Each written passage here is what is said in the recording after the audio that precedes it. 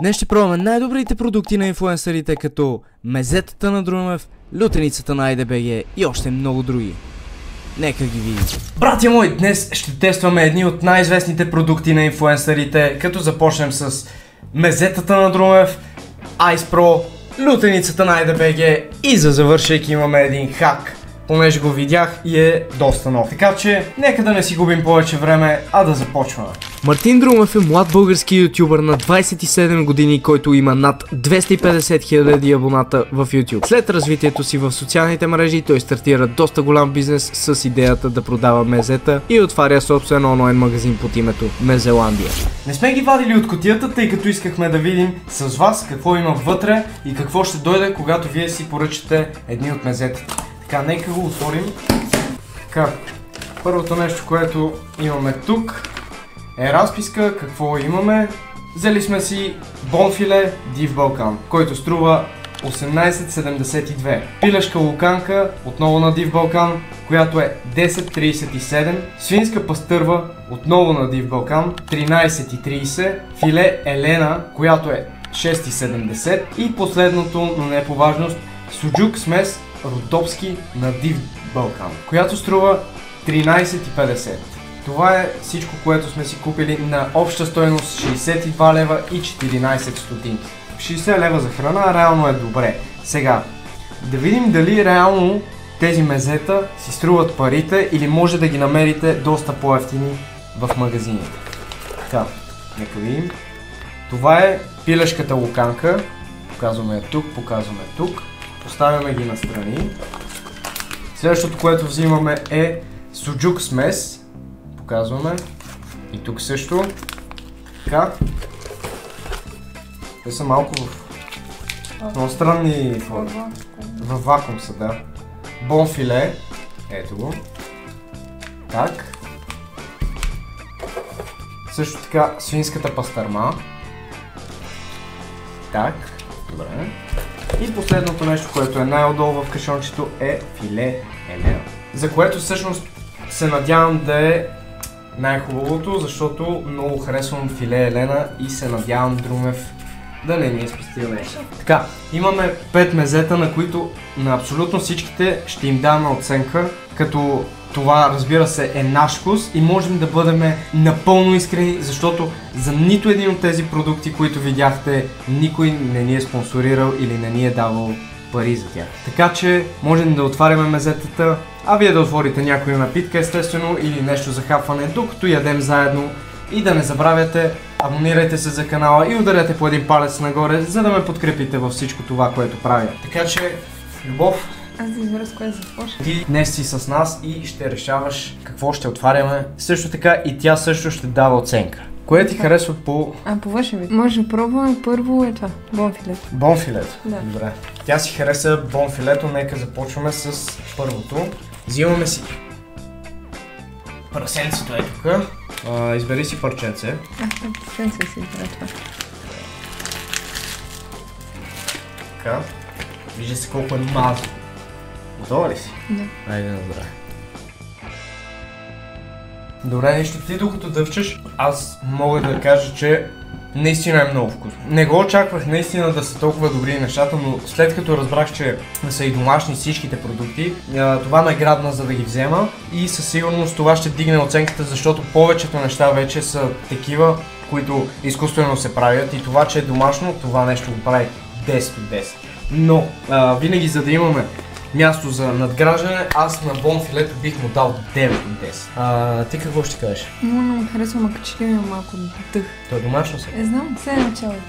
7,5? Добре. Добре, 7,5 и 9. Без да губим време, нека продължаваме с следващото нещо. Кое си избираш? Айде е това. Добре. Взимаме пилешка луканка. Добре. Не знам, сега сигурно това не се бели и хората ще кажат, глупак, това не се бели. По желание, по принцип. Така, 2 парченца луканка, заповядай и нека го пробваме. Мириш много на пилешко. Това е много... Мириса на пилешко месо е много силно, което затвърждава това, че е пилешко месото. Като вкус и подправки е брутално. Аз не мога да ви опиша колко брутално е това нещо. Не знам, аз останах фул шок, братя мой. Не знам колко да му дам на това. 9 от 10. Защото ако имах и нещо за пиене, може би ще да е 10 от 10. Но не си взех. Между другото, Друмев предлага в сайта си такива неща, но тъй като не искам да пия на клипове, затова не сме си взели пиене на клипове. Това не се влага от... Ти колко би му дал? Ами аз по принцип давам десетки, но 10 му давам и давам 10 на неща, които бих си купила и бих си взимала примерно всеки ден. Не си го ходим. Да. Докато избираш следващото нещо, искам само да погледна. Ето. Тя не е скъпа, да? Суджук смес. Суджук смес, добре. Това ще го отворя. Пак е сега. Добре, вземи си парченцето. Това е суджук смес и изглежда много интересно, между другото. Аз много обичам и аз такива малки парченца месо. Нека го пробваме. Няма друго. Искам да кажа само, Друмев, ако гледаш това, братле, 10 от 10 давам.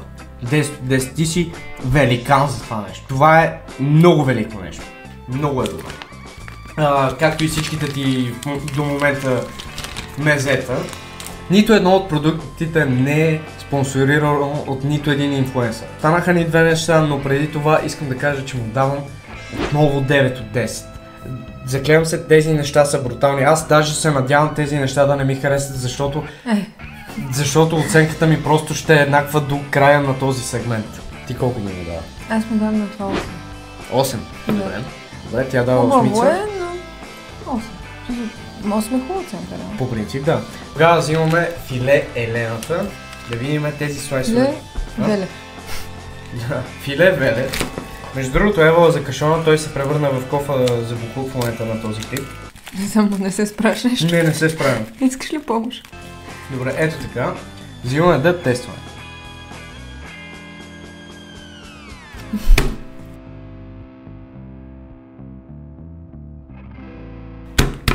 Insane. Insane. Аз все едно съм си насел, наистина. Леле. Insane, това Много е много. Десетка. Давам от 10. Плътно. 10 от 10. Казах ви преди малко нещо да ми пръсне главата, ще му дам десетка. Това нещо е абсолютно десетка. Не мога да ви кажа колко вкусно е това нещо. Колко добре овкусено е. Колко самия вкус се усеща да е от домашно направено, нали, да не е такъв от магазина, да сте си го купили, въпреки че е вакуумирано, пак се купува от онлайн магазин, но просто това нещо е велико. Наистина е велико. Аз му давам чиста десетка. Много е добро. Чиста десетка? Абсолютно. Много е добро. Това е най-плътното 10 от 10, което имаме двамата. Да. Остана ни последното, за което тя беше най-много, доста ексайтната да пробвам. Аз много обичам пастърма и това, ако ме разочароваш, съм много тъжна. Аз не обичам толкова пастърма, между другото. Затова се надявам да ми хареса. По-добрата чаша е за мен. За тебе, защото аз нямам да го ям сега. Заповядай. Пастърмичката. Мале. Мале.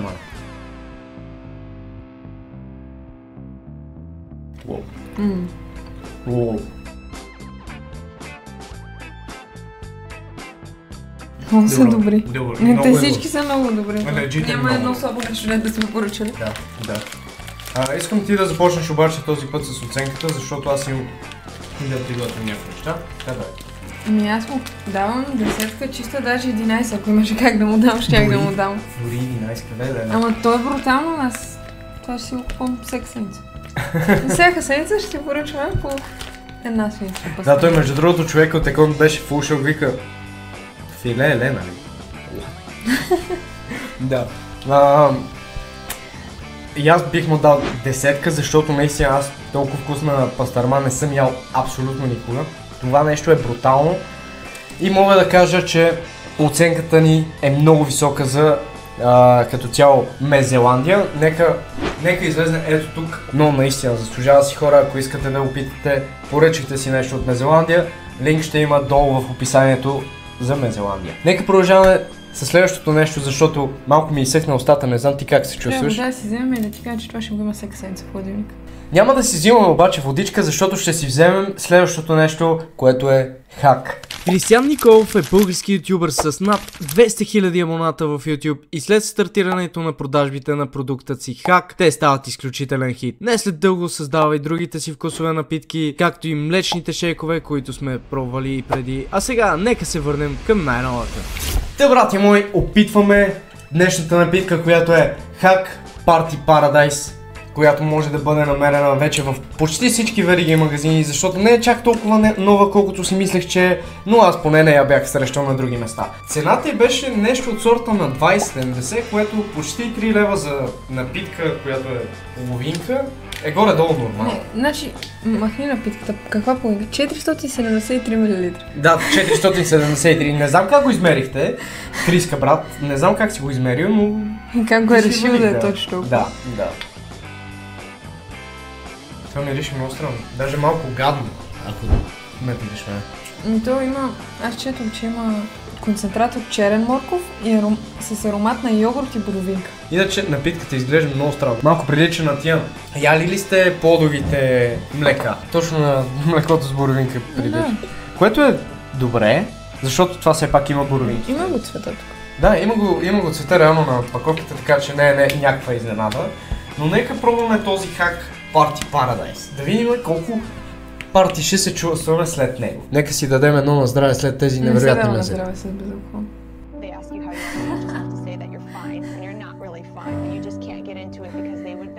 Добре, нека го опитаме. Никога не съм пила хак. На тебе май не ти харесва вече. Не ми харесва, има и вкусна. На боровинки. Не, на степче с боровинка. На степче с боровинка? Да. Така. Има вода, която си яла една седмица от чаша е там. И съм била много жадна и съм решила да пия от нея. А беше доста искрено не. Аз честно казвам, да ви кажа, на мен ми хареса това нещо. И сушава ми устата. Като водата се оставя ползваме. Е така ми се чувства устата. Аз не мога да продължа след това изказване. Не знам, на мен ми хареса. Лично на мен не беше, че не е нещо вау, но не е толкова зле. В смисъл, боровинката си се усеща. Да, има малко по-нестандартен вкус, но дали бих си го взел от магазина отново? Не бих. Така че нека преминаваме към самата оценка на напитката, която нека първо твоята чуем. Харесва ми много самата опаковка и цвета на самата напитка. Да, коментираме между другото и външния вид на опаковката, също така и цената. Цената не е лоша. 3. Много силно 3. Добре. Честно казано, за 20,70 доста файн, както казах. Опаковката е много яка, признавам си, много ми харесва. Опаковката е брутална. Да, това за лятото, примерно, бих си го взел за моренците, нещо такова, но говорим само за опаковката. Самия вкус не ми допадна чак толкова, затова бих му дал 5. Не е толкова хубаво, колкото бяха млечните шейкове, ако помните, най-вероятно клипът ще излезе някъде ето тук горе. А сега можем да преминем към следващото нещо, което Алекса ще избере. IDBG са едни от най-големите YouTube канали в България с над 900 000 абоната, като контентът им е образователен и снимат двамата Ивайло и Християна. С успехът си те създават продукт Лютеница Айде и те гарантират, че в нея няма никакви вредни или изкуствени продукти, или както те казват, без излишни глупости. Следващото нещо, което ще пробваме е лютеницата на IDBG. Успях да намеря и двата варианта на лютеницата, тъй като разбрах, че едната е по-нов продукт, който доскоро са нямали, а именно финно смляната лютеница, докато едро смляната я имаше отпреди. Намират се в почти всяко едно Фантастико, доколкото разбрах. Не съм си поръчвал стекове, защото излизат твърде много, а не исках да си взема толкова много лютеница и да вземе да не ми хареса. Нека започваме с теста на тази лютеница, като преди това искам да кажа, че цената на една бройка в момента в Фантастико на заснемането на клипа е 7 лева. Така че общо двете 14 лева. Мога да ви кажа, че тук седим двата критика, защото тя много обича ситно смляна лютеница, докато аз обожавам едро смляна лютеница. И тъй като тя не обича едро смляна, този тест ще бъде само аз индивидуално за едро смляната и тя за ситно смляна. Ще спробвам. Нали не обичаш? Не обичам, ама що да я пробвам? Като има чушка, ще има тук на клипа. Няма по-върна на клипа. Ти ще го изрежеш или Денис? Не, точно това ще оставя, ако стане. Не. Да. Не. Добре, айде тогава да си гребнем малко. Оп. Мирише божествено, между другото. Мале. Много хубаво. Много хубаво. Тук мога да спомена, че забравих да купя хляб за лютеничката и затова в момента така се куса. Тази лютеница, поне лично аз мога да ви кажа, че е невероятно вкусна. И сега да ги разменим, да пробваме ситно смляната, докато тя пробва едро смляната. След теста на лютеницата мога да ви кажа, че тази не ми допадна чак толкова, колкото едросмоляната лютеница, която е оригинала. И мисля, че съм готов със своята оценка. Ти какво му мислиш преди това, преди да си дадем оценка? Харесва ли те дивана? Дивана дали? Да. Добре, разбрахме, че тази вечер най-вероятно ще спя на дивана. Нека дадем своята оценка. Първо, да започнем с лютеницата, която е едросмоляна. Давам 9,5 от 10. Много е добра, уникална е. Утре ще изям цялата, между другото. Бързо включваме, пичове, точно след заснемането на клиповете. Както можете да видите, още цялото студио е тук. Лютеницата няма. Това е сиренце, исках да кажа сиренце, лютеничка, мезенце. Хляб само няма, защото казах в клипа, че няма. Защото това създание забрави да купи хляб, казах му купи хляб, той... Не купих хляб. Да, така че нека се връщаме. Аз на едросмоляната и давам 8,5. На финно смоляната и давам 10. Добре, 8,5 от Алекса за едросмоляната, 9,5 от мен за едросмоляната. 10 за едросмоляната от Алекса, аз бих дал 8 може би. Много е добра. На мен не ми допадна толкова. Аз ще си взема утре един хляб и ще си хапвам. Утре ще имаме по една лютеничка да седим и да си даваме... Да, да си даваме на здраве с по една филийка и така. Да, да си хапвам. уникално и сиренце, ако е. Леле, със сиренце. Ама не това мекото, ще купим твърдо сирене. Това ще е топ на филийки. Представете си го, братя мои, на филийки с ето такава лютеница, между другото. Като за цена 7 лева по принцип, мисля, че не е толкова зле. Реално като грамаж колко е? 300 грама. 300 грама е добре. Ти какво ще кажеш? Да, добре. Добре, да. Браво на IDBG, между другото, за това, че направиха лютеница. Те мисля, че бяха първите хора, които вкараха по-нестандартните мърчове. Нали така? Защото всеки беше започнал да прави напитки, тениски, книги и такива неща. Това беше съвсем нормално. Лютеница никой не беше правил и това наистина е, както те са казали, без излишни глупости. Мога да кажа едно ево на IDBG, да ги оставим настрани и да ви кажа да ударите хай бутона, който е отдолу под клипа, след като го харесате. Също така да избутаме алгоритъма. Какво ни остана? Остана ни последното и може би най-дългото нещо, а именно 3 сладоледа на Icepro. Александър Пълнов превръща ученическият си стартъп за протеинов сладолед без захар Icepro в първокласна компания, която предлага продуктите си във всеки магазин на Kaufland в страната, след като започва бизнесът си още на 19 години. Имаме 3 сладоледа на Icepro, които са дубайски шоколад, бисквитка и шоко брауни. Между другото съм много ентусиазиран да пробвам шоко браунито. Може би другите две са ми по-така, но решихме да вземем дубайския шоколад, защото наскоро, нали, беше модерно всичко да правим с дубайски шоколад. Може би се чуеш аз за кой се вълнувам. Да, нека кажем на хората, ти за кой се вълнуваш? За този с бисквитката, защото любимия ми сладолед е на фамилия с бисквитка. Да. И този, който на нея е любим, е с 38,5 грама протеин в него, без добавена захар, мисля, че във всичките. Не, така, не ми е любим този, а този, който ми се харесва. Да. Така че без повече да губим време, нека пробваме тези български сладоледи и да видим каква ще ни е оценката и дали си струват. Така, братя мои, отваряме дубайския шоколад, защото все пак нито един от нас не искаше да го взима, но го взехме заради това, че беше на мода. Така. Мирише на шоколадов сладолед, не е нещо по-специфично. Усещаш ли нещо дубайско в него? Не.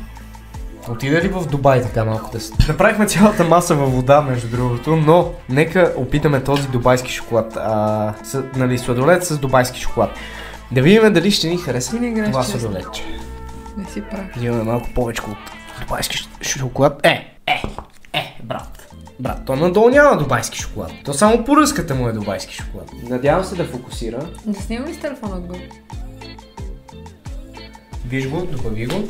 Аз през това време ще пробвам.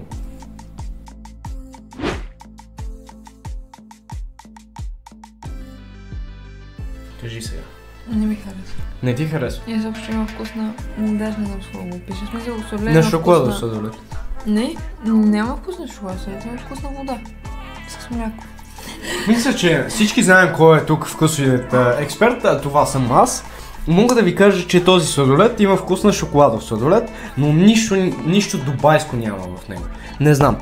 Честен съм с вас, защото не искам да ви лъжа. Този сладолед, поне като за парите си, който ще изкочи ето тук, за 12,50 не си струва. Поне не е този вкус. Не знам, не е моето, не ми допада. Изглеждаше готино на картинката, но нищо повече. За 12,50 една фамилия с черен етикет. 12,50 фамилия с черен етикет. Аз нямам толкова сладолед, ама все пак съм сладоледен критик. Така следващото нещо, което ще пробваме, ще бъде сладоледът на Алекса, защото знам, че няма търпение да пробва тези бисквитки. Може да кажа за косата ми защо е зелена. Защото яде дубайски шоколад, затова е зелена. Искам да се връзва с това. Това всичко е планирано. Това изглежда като ванилов сладолед, между другото. Буквално изглежда като ванилов сладолед. Показваме го. Не мога да го покажа на камерата, защото ще фокусира нас. Така. Отвътре изглежда като ванилов сладолед, буквално. Така че нека... Оп. Усеща ли се бисквитка? Много малко. Или аз поне загребах много малко. Какво ще кажеш? Не ти харесва? Не, изобщо не ми харесва. За жалост това е истината, която научихме, че на Алекса не й харесва това нещо. Много жалко, много тъжно, но аз мога да ви кажа, че това нещо на мен лично ми хареса. Не беше лошо, има вкус на тези бисквитки роден край, които са. Поне аз захапах една бисквитка, аз я усетих действително с бисквитката вътре. Но вкусът е като тези протеиновите барчета, което е логично, защото има мега много протеин в този сладолед. Лично аз бих му дал една седмица, защото е доста хубав, въпреки че цената на всеки един от сладоледите, големите разфасовки е 12,50. Ти колко би му дал като един критик към сладоледите с бисквитка? Тъжна двойка от нея. От мен седмица. Много очаквах просто и може би, защото се разочаровах и сами стана гадно и затова му дам. Иначе, сладолед като сладолед. Не е чак... Добре, гледа много. Все едно за нищо не става. Става да си яде, айде 4,5. 4,5. 4,5, добре. Стана ми жалко. Става за ядене, просто... Просто беше много критично. Наистина, тя имаше просто мега огромните очаквания и точно заради това се е разочаровал мега много. Да. Само да кажа преди да продължим с последния, че Ice Pro, ако искате да пробвате сами, защото не можем да ви дадем такова мнение, което на всички да се хареса, все пак всеки човек е индивидуален, може да намерите Ice Pro във всеки един Kaufland, поне така пише в сайта на пичарата. Какво да ви кажа, освен, нека продължаваме към третия, за който имам най-големи очаквания, надявам се да не се разочаровам като Алекс. Който естествено е Шоко Брауни. Аз му направих вече дупка.